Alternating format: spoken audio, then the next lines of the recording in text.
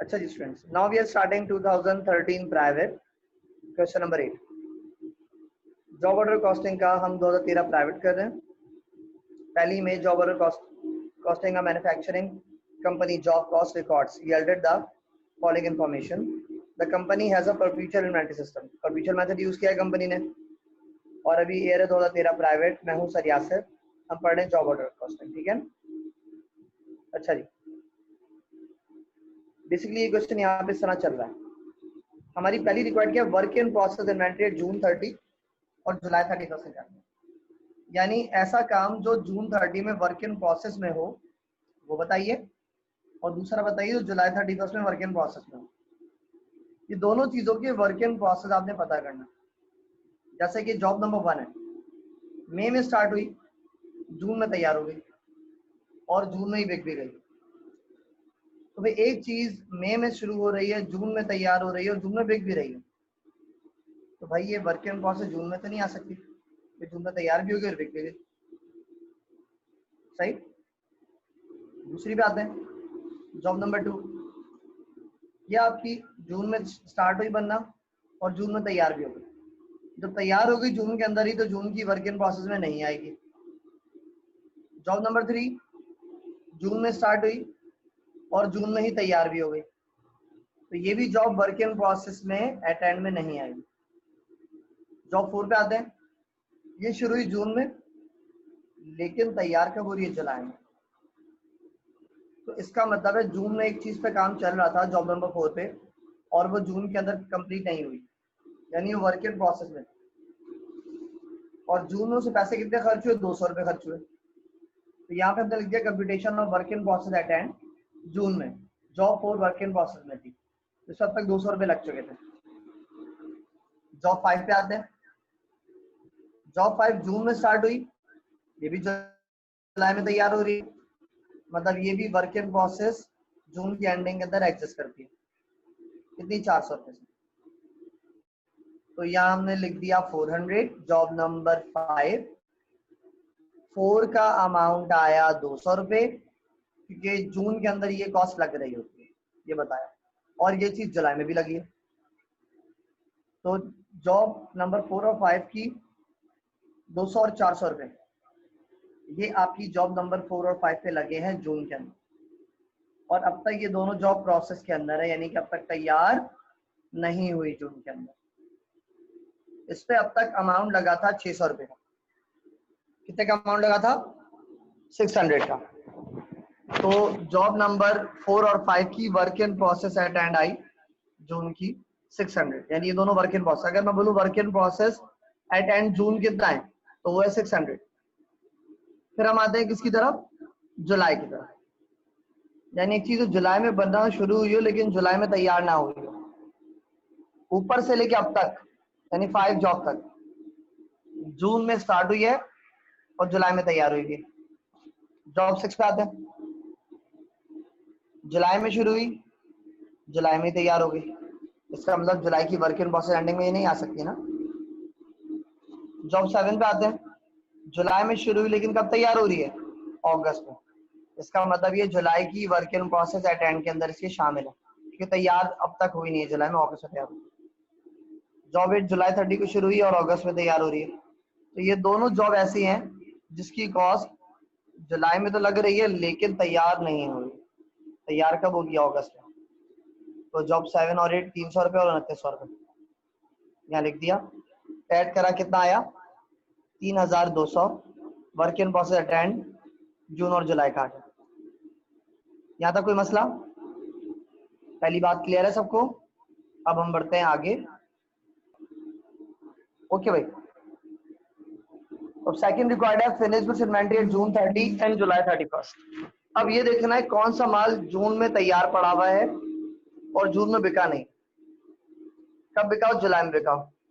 जैसे job number 1 जून में तैयार हो गई, जून में ही बिक गई, सही है ना भाई। तो ये जॉब जब जून में बिक रही है तो उसका मतलब है फिनिश गुड्स इन्वेंटरी जून की नहीं कहलाएगी। जॉब नंबर 2 जून में तैयार हुई, जून में बिक गई, ये भी नहीं आएगी।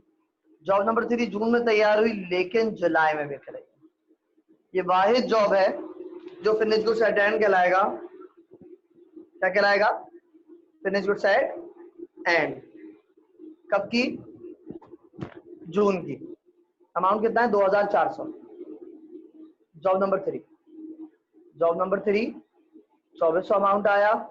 कब? जून में। सही, जून की वाइड फिनिश गुड्स थी।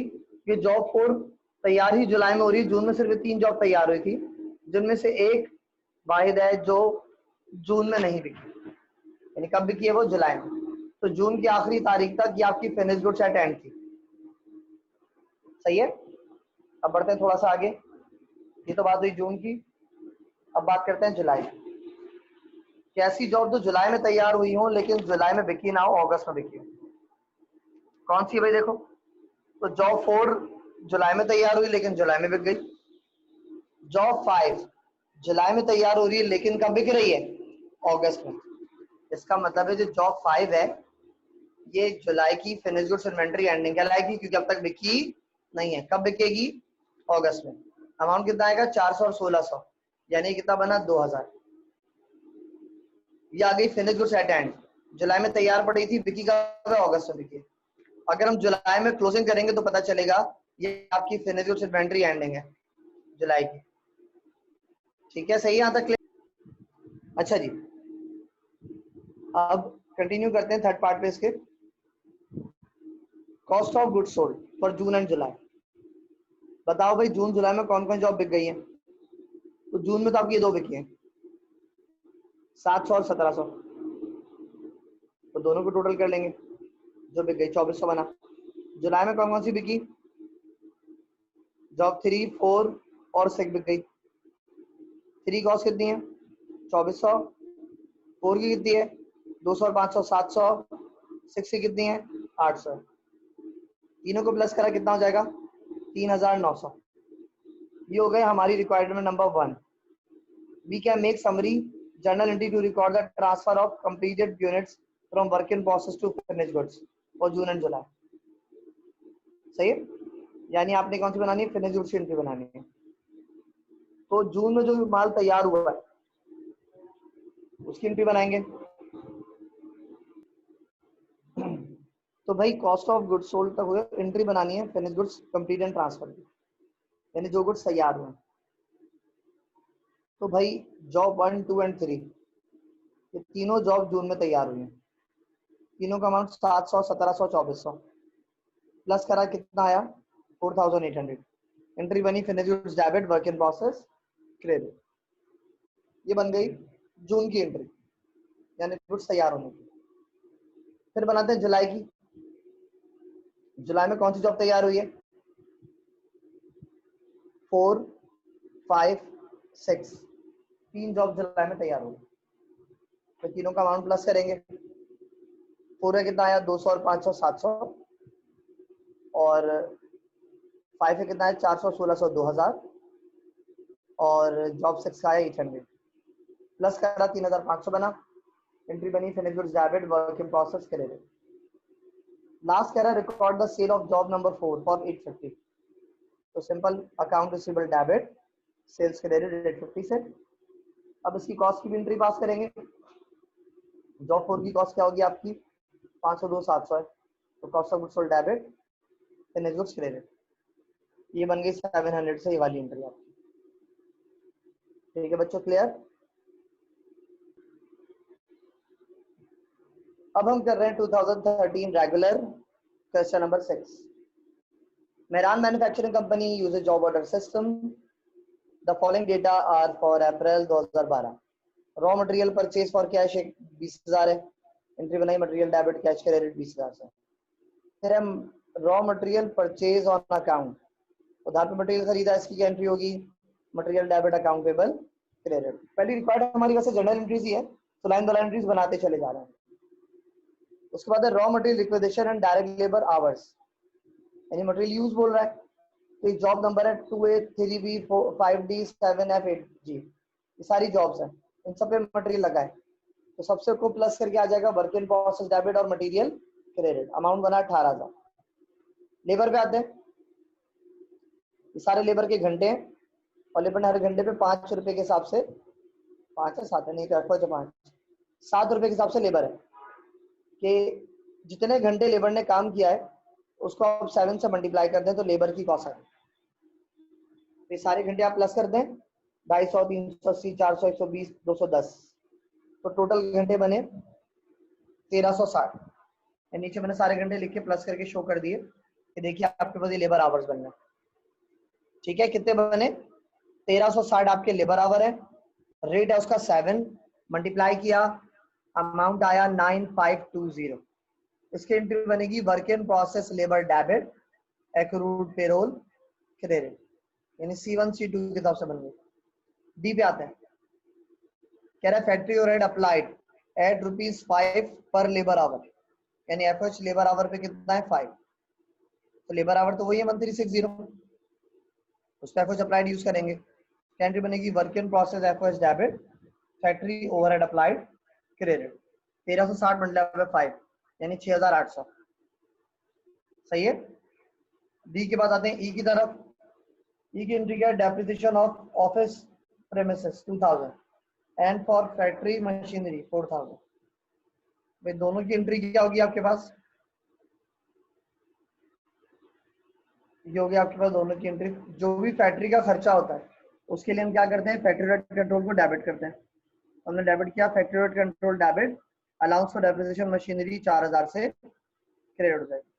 ऑफिस प्रेमिसेस की अलग एंट्री बनेगी, यानी depreciation expense debit, allowance for depreciation credit 2000 से। आगे बढ़ते हैं, इसके बाद फिर एफ की तरफ आते हैं। आगे कह रहा है फैक्ट्री रेट कॉस्ट इनकर्ड 500 पर जॉब, हर जॉब के ऊपर 500 रुपए फैक्ट्री का खर्चा लग गया। अमाउंट कितना बना? 2A 2B, तो क्या नाम है 2A 3B 5D 7F और 8G, इन सबको कितनी होगी? 5 जॉब है, तो 500 को 5 से मल्टीप्लाई करा, कितना 2500 आया। एंट्री क्या बनी? Factory rate control debit accountable credit, कितने से 2500। एफ के बाद जी की तरफ आते हैं। कह रहा है job number 3B 7F and 8G were completed and transferred to stock room. 3 job complete हो गई और आपने ट्रांसफर कर दिया। कौन सी? 3B 7F और 8G, 3 जॉब है ना, ये 3 जॉब क्या होगी? तैयार होगी। तो क्या एंट्री बनेगी? Finish goods debit work in process credit. अब इसका अमाउंट कैसे निकलेगा मैं अलग से कैलकुलेशन करके दिखाता हूँ। सही है, इसकी मैं अभी जी की अमाउंट नहीं बताई मैंने आपको। एंट्री तो फिक्स है ना, तैयार हो गई, finish goods debit work in process credit, और इन 3 जॉब में से 2 जॉब बिक गई। उसकी एंट्री बनेगी अकाउंट रिसीवेबल डेबिट और सेल्स क्रेडिट, अमाउंट 13000 और 16000, प्लस का 29 हो जाएगा। और दूसरी एंट्री बनती है कॉस्ट ऑफ गुड्स सोल्ड की, cost of goods sold debit finish goods credit हो जाता है। सही है। फिर आप एफओएच क्लोज करते हैं। अप्लाइड एफओएच आपने ऊपर कितना लिखा है? ये रहा अप्लाइड 6800, तो यहाँ एफओएच अप्लाइड क्या हो जाएगा? डेबिट 6800। और फैक्ट्री रेट कंट्रोल आप क्या करेंगे? क्रेडिट। जहां जहां फैक्ट्री रेट कंट्रोल डेबिट है सबको प्लस करके क्रेडिट करना। पहली दूसरी में नहीं है, तीसरी में भी नहीं है, चौथी में भी नहीं है, 5वीं एंट्री में भी नहीं है, 6ठी में डेबिट हो रहा है 4000 से, 7वीं डेबिट हो रहा है 2500 से, यानी 6500 हो गया। तो 6500 से आपका फैक्ट्री रेट कंट्रोल क्रेडिट करेंगे। 6800 से डेबिट था, 6500 से क्रेडिट है। 300 से आपका ओवर अप्लाइड एफओएच आ जाएगा क्रेडिट साइड पे। अगली एंट्री में आपका ओवर अप्लाइड एफओएच डेबिट और cost of goods sold credit हो जाएगा 300 रुपये से। अब फिनिश गुड्स जो मैंने जगह छोड़ी थी, कॉस्ट ऑफ गुड्स सोल्ड जगह छोड़ी, इसकी वर्किंग करते हैं। कैसे होगी भाई देख लें। पहले मटेरियल लगा, ये तैयार है ना, जो 3B 5000 का, ठीक है ना। इसका लगा 7F का 1000 और 8G का कितना 2000, ये तीनों पे लगा मटेरियल। हमने यहाँ लिख दिया, प्लस का 8000 बना। लेबर पे आते हैं, तो 3 में लेबर ने 380 घंटे काम किया, 7F में 120 और 210, तीनों को 5 से मल्टीप्लाई करेंगे, अमाउंट आ जाएगा, प्लस कर दिया 1900, 600 और 1050। टोटल करा कितना बना? 16520 आपका फिनिश गुड्स का अमाउंट आ गया। तो भाई इसकी एंट्री बन जाएगी यहाँ पे, finish goods debit work in process credit 16520 से। फिर बनानी है कॉस्ट ऑफ गुड्स सोल्ड की, ठीक है, 2 जॉब भी की है। तो उन 2 जॉब की कॉस्ट कैलकुलेट करेंगे खाली, सही है ना भाई? कितनी जॉब्स की? 2 जॉब्स की। कौन कौन सी? 7F और 8G। दोनों जॉब की कॉस्ट प्लस कर देते हैं आप। 7F कितनी? 2440 और इसे कितनी? 4520। दोनों को प्लस करेंगे तो क्या आ जाएगी? कॉस्ट ऑफ गुड्स सोल्ड आ जाएगी। एंट्री बने 2440 और 4520 से, तो क्या है? 6960 आपकी cost of goods sold debit और फिनिश गुड्स क्रेडिट हो जाएगा। ये बन गई सारी एंट्रियां। सेकंड रिक्वायर्ड लेजर बनाना है, तो पहले लेजर की तरफ आते हैं आप। पहले बनाते हैं मटेरियल का। पहली दूसरी एंट्री में मटेरियल हो रहा है डेबिट 20,000 10,000 से। तीसरी एंट्री में हो रहा है 18,000 से क्रेडिट। तो 20 10 से डेबिट, 18,000 से क्रेडिट। 20 और 10 कितना बना? 30,000। या लिखा 30, 18 माइनस किया 12,000, बैलेंस सीडीपीडी आ गया मटेरियल। उसके बाद बनाते हैं वर्क इन प्रोसेस। क्या बनाते हैं? Work in process. तो वर्क इन प्रोसेस कहाँ आ रहा है? देखो भाई, तीसरी एंट्री में आ रहा है 18,000 से डेबिट, चौथी में आ रहा है 9,520 से डेबिट, पांचवी में आ रहा है 6,800 से डेबिट। ये तीनों जगह डेबिट हुआ कितने से? 18, 9, 6,800। 18, 9,520, 6,800 से हमने डेबिट किया। और क्रेडिट कितने से हो रहा है? यहाँ क्रेडिट हो रहा है 16,520 से आपका वर्क इन प्रोसेस क्रेडिट हो रहा है।